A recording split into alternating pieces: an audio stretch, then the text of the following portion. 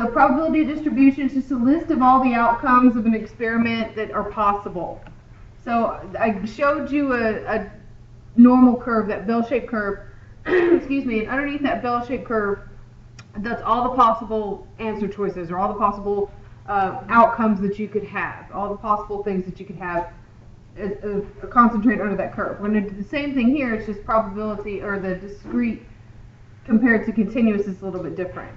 So an example, I toss a coin 3 times, observe the number of heads, observe the number of tails, etc. So what's the probability distribution? This is all the different combinations that you could have.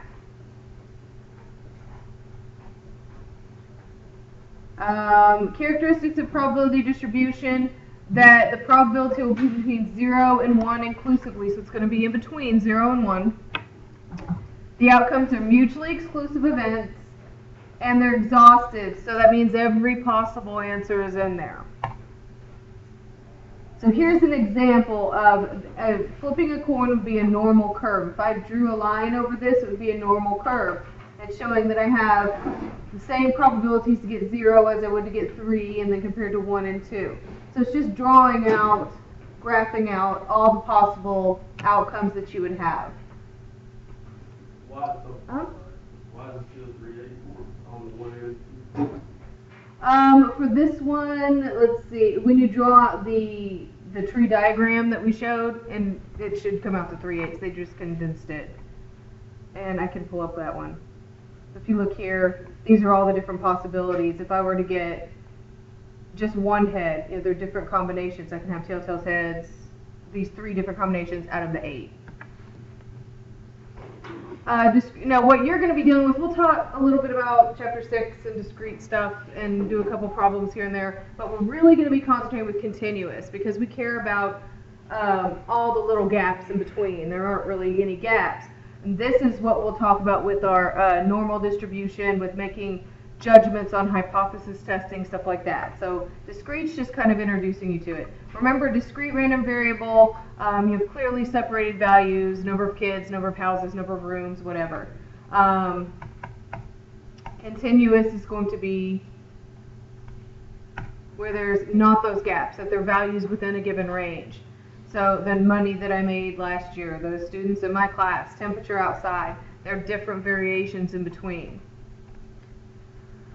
The mean, of course, is the expected value. We talk about that's the average, but from now on we're really talking about that's the expected value. So if I say the average student makes a 52 on the first test, then I'm expecting that person to make a 52, and what they don't make is how much it deviates from that mean. So when we talk about our expected value, it's also, that means the mean. And this is how we calculate it, the lowercase mu, and then we have, again, the sigma means adding up the x times the probability of x happening. So it's kind of, it's confusing to look at it this way. It's better to bring it up in a table. So let's do that. So here I have the number of cars sold and the probability of selling those cars for whatever it is, a particular day.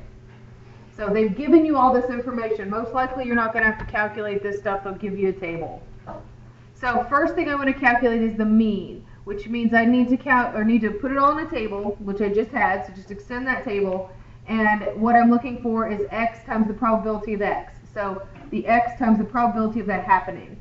I do that all the way across.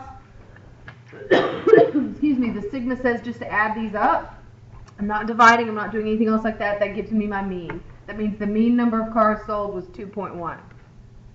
Now, again, we're dealing with discrete data. You can't have 2.1 cars, but it's when the census comes out and says the average family has 2.5 kids. Nobody has 2.5 kids, but the average is that. To figure out this variance and standard deviation, so remember the variance is the square, the standard deviation is taking the square root. So I'm keeping with the same table, but again, I'm extending it to where I have x minus the mean. Each one of these x's minus the mean. But if I add these up, this is going to equal 0. So I don't want to add these up. I want to square them.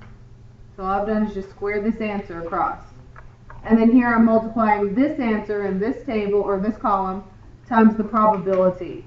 So I'm taking this value and this value, multiplying them by each other, adding them up. I'm not doing any dividing, adding them up, and that's going to be my variance. If I want to figure out my standard deviation, I just take the square root of that, not doing another table.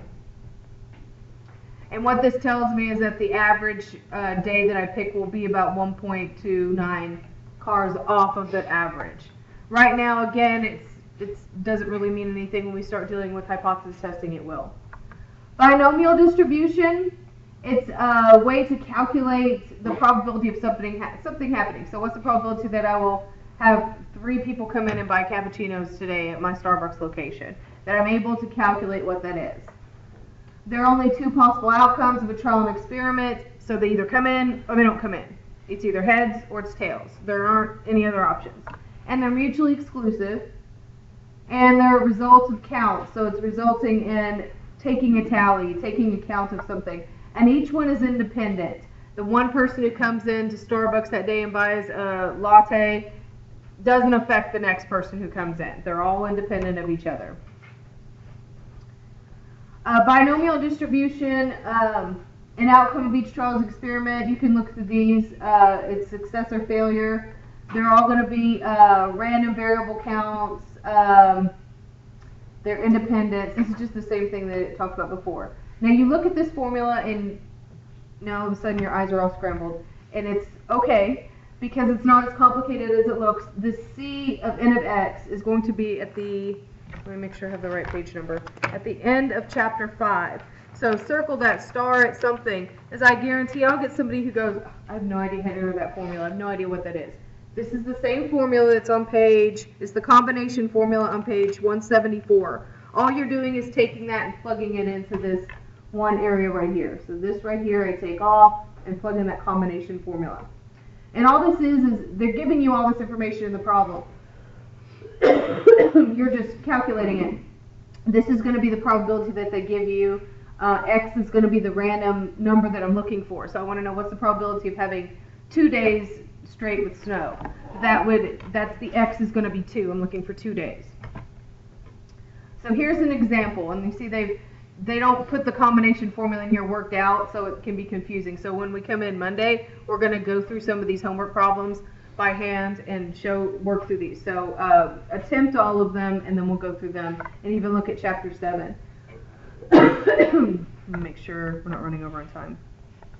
There are 5 flights from Pittsburgh via U.S. Airways to Pennsylvania. Suppose that you have a probability that any flight arrives late is 20%. Giving you this information in the problem, you're not going to figure that out. What is the probability that 0 flights are late that day? So that means my X is going to be 0.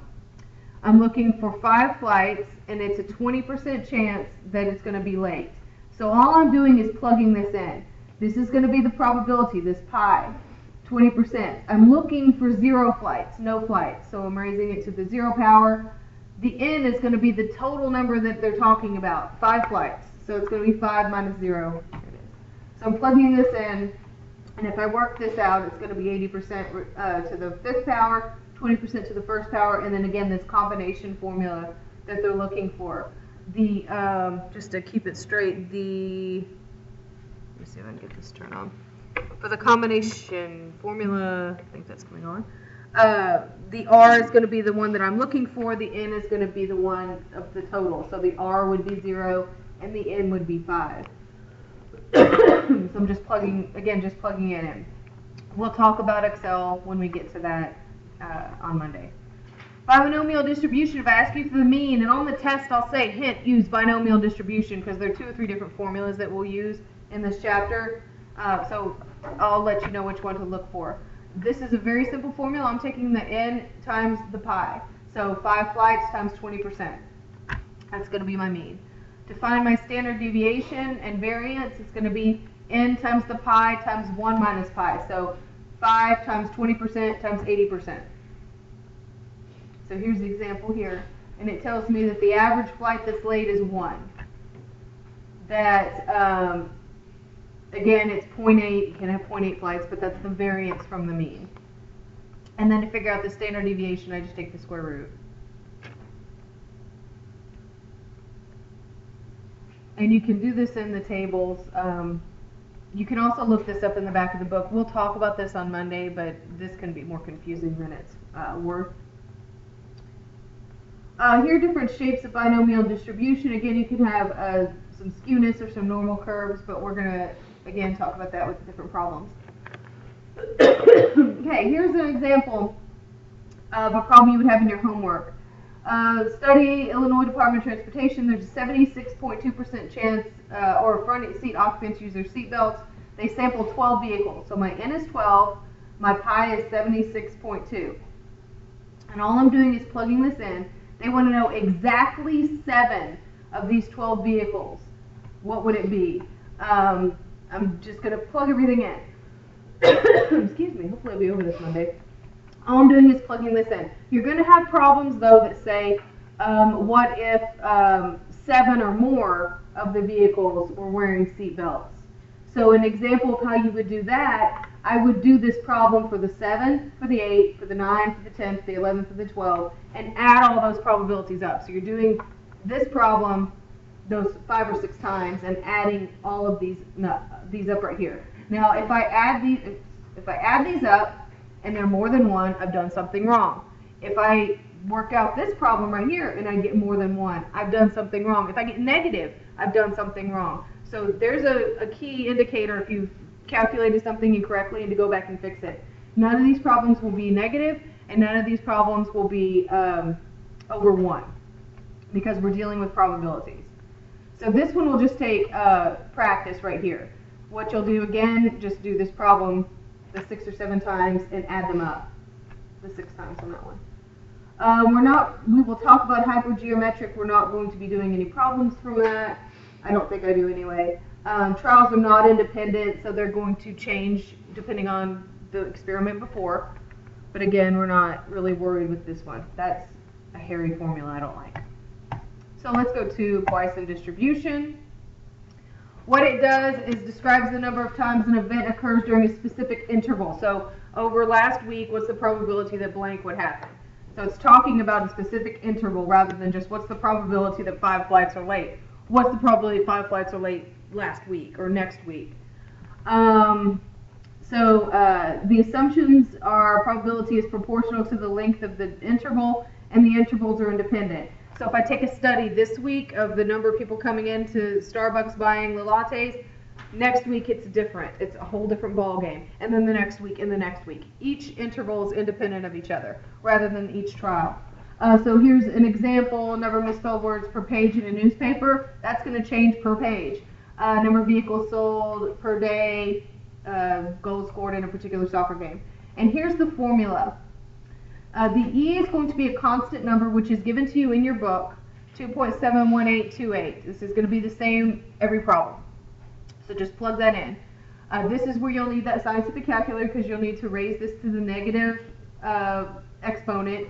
And again, I'll need to figure out what my mean is, which I plug in, and my X is the probability that I'm looking for. So let's look at an example. If I'm going to figure out the mean, it's the exact same formula, the n times the pi. Is the binomial distribution. So let's go through an example.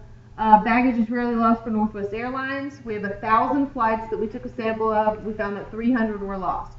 So here I'm having to calculate, because most likely they'll give it to you, but assuming that they don't in this one, it's a 30% chance that your bags will be lost. So that mean that U is going to be the 30%. So now all I'm doing is just plugging this in. What's the probability of not losing any bags? So what's the probability of X equaling 0? Again, on the problem, or on the homework, not the homework, on the test, I'm going to tell you, use this formula or use the other formula so you won't get them mixed up, because some of the problems aren't clear. So all I'm doing is plugging this in. I do the 30% to the 0 power. I have that E constant to the negative 0.3 power, and then 0. Remember, I'm looking for 0 flight or 0 bags lost.